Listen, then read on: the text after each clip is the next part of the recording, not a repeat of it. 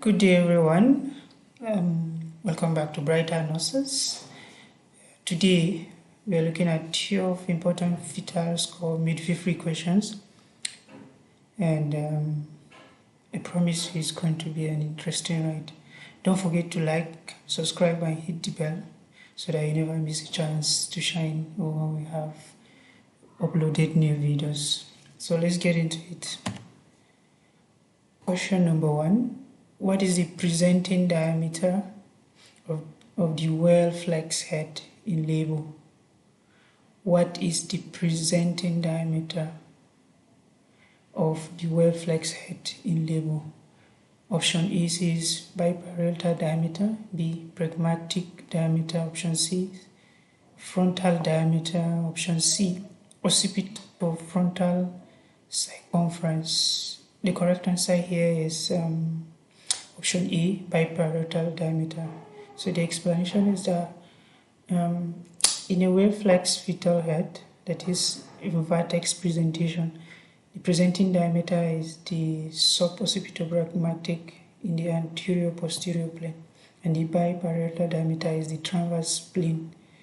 So the biparietal diameter, which is 9.5 centimeter, is the largest transverse diameter of the fetal skull and presents first in labor when the head is optimally flexed. So the correct answer here for question number 1 is E, biparietal diameter.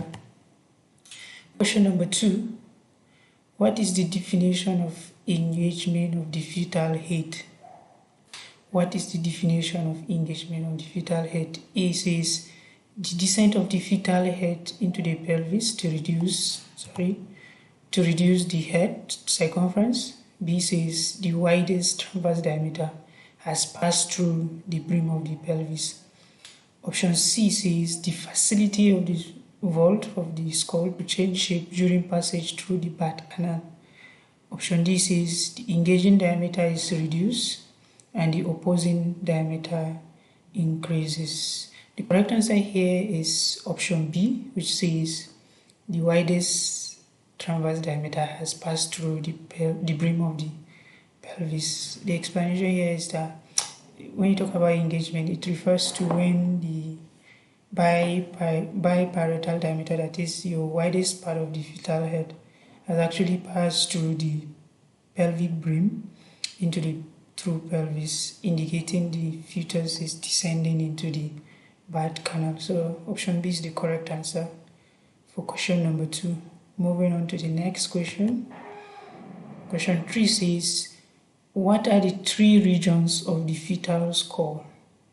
What are the 3 regions of the fetal skull?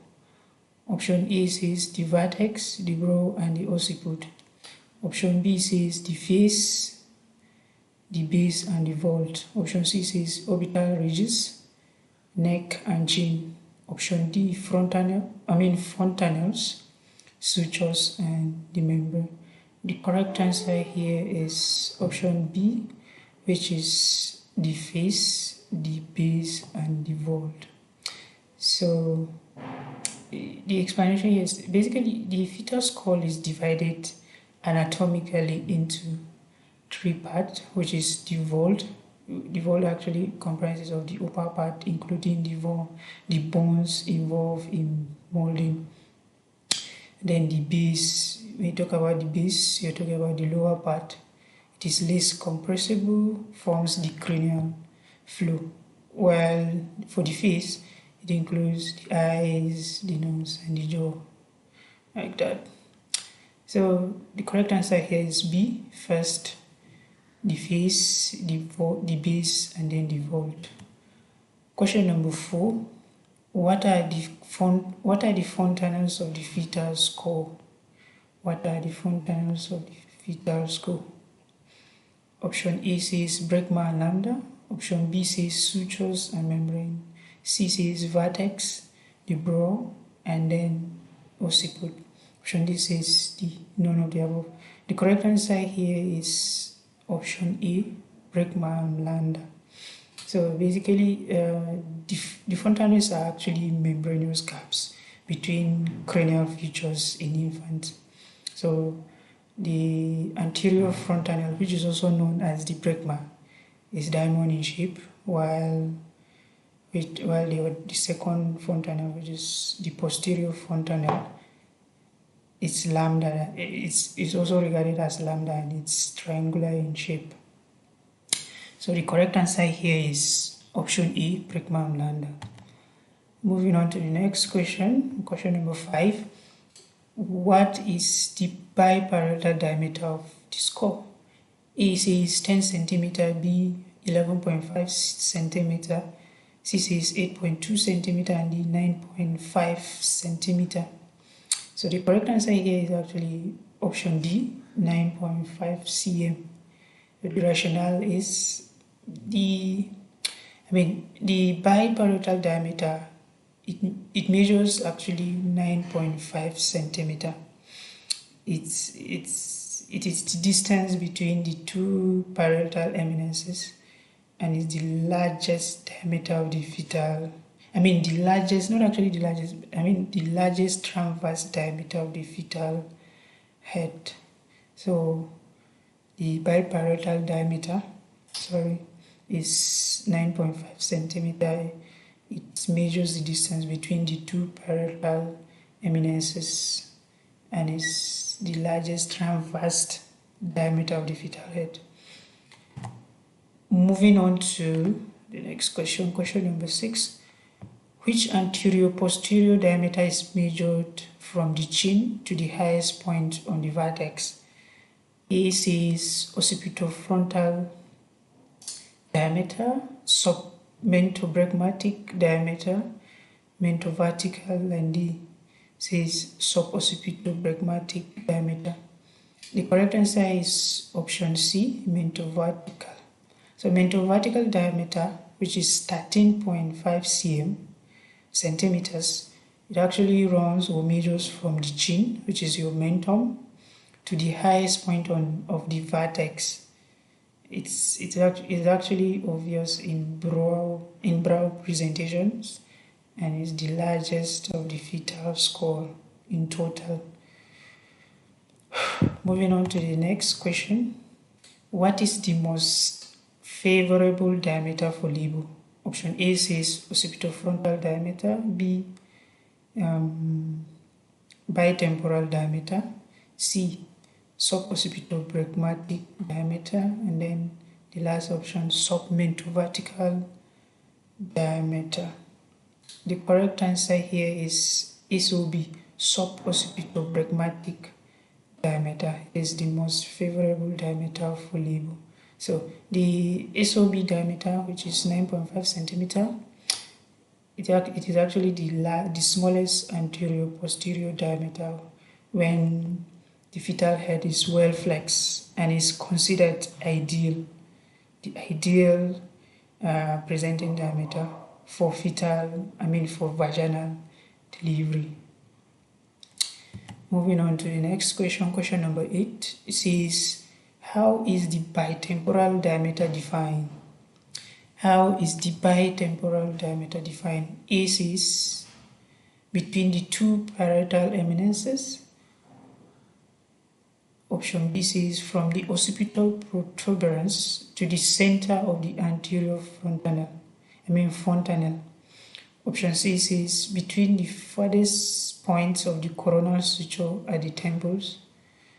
Then option D says from the chin to the highest point on the vertex.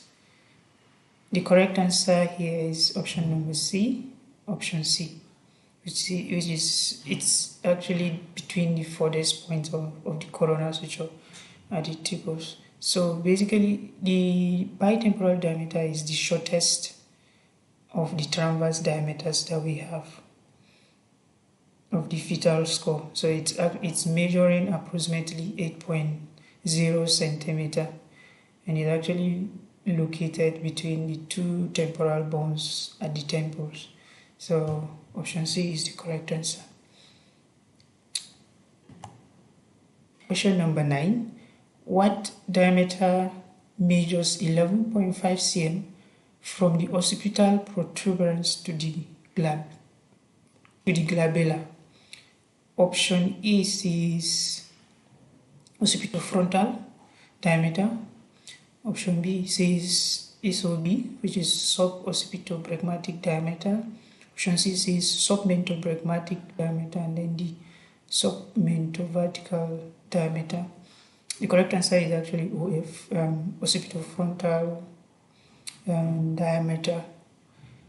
So the occipitofrontal diameter, which is 11.5 cm, actually measures the distance from the occipital protuberance to the glabella, and it appears in less flesh head positions actually. Yes. So question number 10. Where is the posterior fontanelle located? Where is the posterior fontanelle located? Option A says at the intersection of the frontal and occipital bones. Option B says at the junction of the frontal and coronal sutures. Option C says at the junction of the lambdoidal and sagittal sutures. Option D says at the junction of the coronal and sagittal sutures. So the correct answer here is option number C, the junction of the lambdoidal and sagittal sutures. So the posterior fontanelle is triangular and lies at the meeting point of these two sutures, the sagittal suture and then the lambdoidal suture, near the back of the fetal skull. So that's the correct answer. It's formed at the junction of the lambdoidal and sagittal sutures. Question number 11. What is the typical closure time for the anterior fontanelle? Option A says by 18 months of age. Option B says by 6 months of age. Option C says by 6 years of age, and D by 12 months of age. So the correct answer is A. It actually closes by 18 months of age. So the anterior fontanelle, also known as the bregma, usually closes by 18 months also, though you might have some variations like that. It allows brain growth after birth, like that. So the correct answer here is the anterior fontanelle, which closes by 18 months of age. So the last question, which is question number 12, which is which region of the skull is located between the foramen magnum and the posterior fontanelle?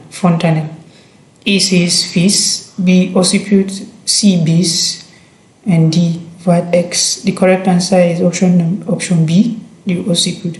So when you're defining the occiput anatomically, it is located posteriorly between the foramen magnum and the posterior fontanelle, and it plays a critical role in determining fetal positions and presentation.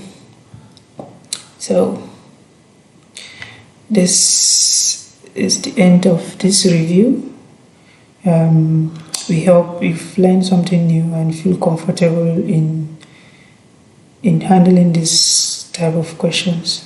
If you enjoyed this video, give it a thumbs up, subscribe to Brighter Nurses, and turn on notifications so you never miss an update.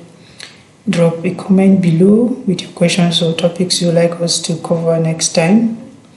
And then until next, keep learning, keep growing, and stay brighter.